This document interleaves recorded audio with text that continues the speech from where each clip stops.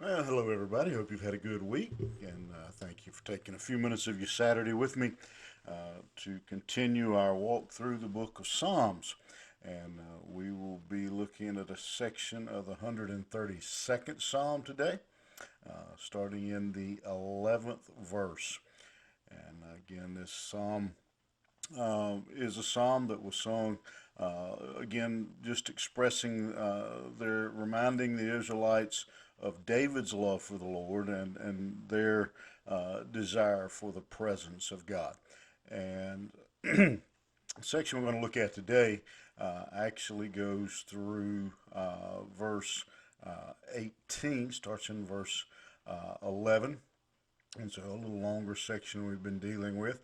And this section, again, as they were praying, reminded them of the promises that God had made to David and how they pointed towards and reminded them that there was a Messiah coming, and the Lord. David had the desire to build a temple for God, and the Lord had promised that the Messiah then would come. Pointed him to that truth that the Messiah would come and set up His kingdom. Verse 11: The Lord has sworn in truth unto David; He will not turn from it. Of the fruit of thy body will I set upon the throne. And it's just a reminder that God had promised David that his descendant would be that Messiah, that he would have a descendant who would sit on the throne and rule.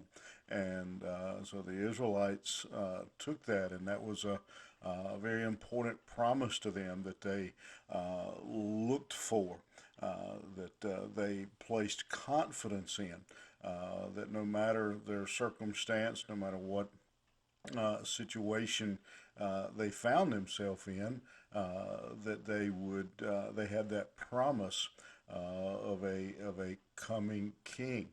If thy children will keep my covenant, my testimony that I shall teach them, their children shall also sit upon thy throne forevermore. And again, just a promise to the Israelites that they would be obedient. Um, we see that over and over again, these conditional covenants that God makes with Israel, that if they will be obedient, that He will bless them. For the Lord hath chosen Zion, He hath desired it for His habitation. This is my rest forever, here will I dwell, for I have desired it. And again, God is stating, and they're remembering that Jerusalem would be the place where God would establish His reign forever. And we know that that will be fulfilled in the future in the return of Jesus Christ. I will abundantly bless her provision. I will satisfy her poor with bread. I will also clothe her priest with salvation, and her saints shall shout aloud for joy. Uh, God's people will be taken care of. He says they will have the provision. They will have spiritual provisions. He will take care of those needs as well. There will I make the horn of David to bud. I have ordained a lamp for mine anointed. His enemies will I clothe with shame, but upon himself shall his crown flourish.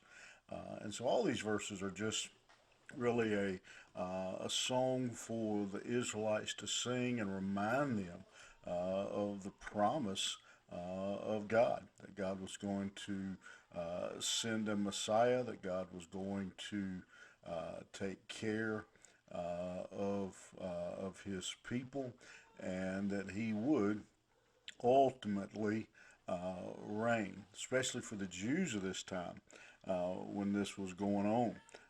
We know as we read through the Old Testament, it seemed like somebody was always fighting somebody, that there was always a battle of some type going on. And this psalm was a reminder to the Jews that we may be battling for our very um, existence, because many didn't just want to defeat them; they wanted to wipe them out. Uh, but we know that God has promised better for that.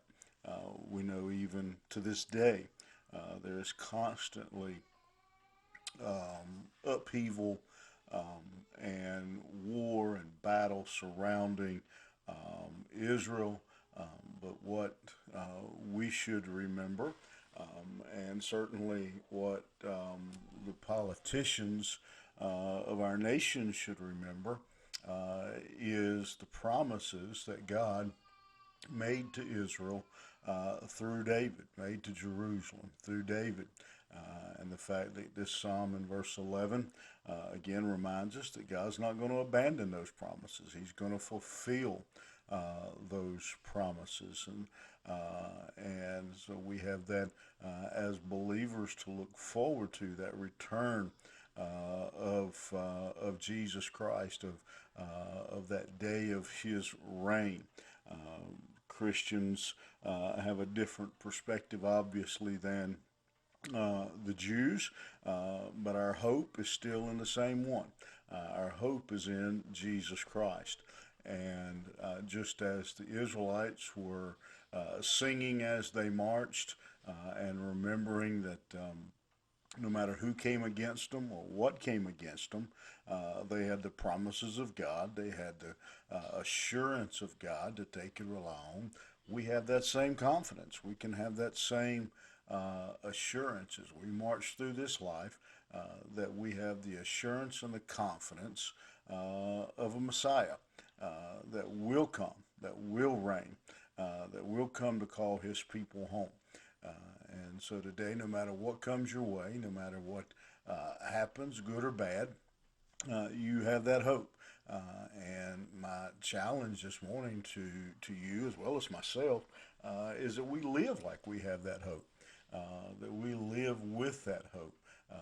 That the world may not understand it, they may not understand why we can go through life the way we do, but because we have the hope of the return of Jesus Christ, we know that we can face any difficulty.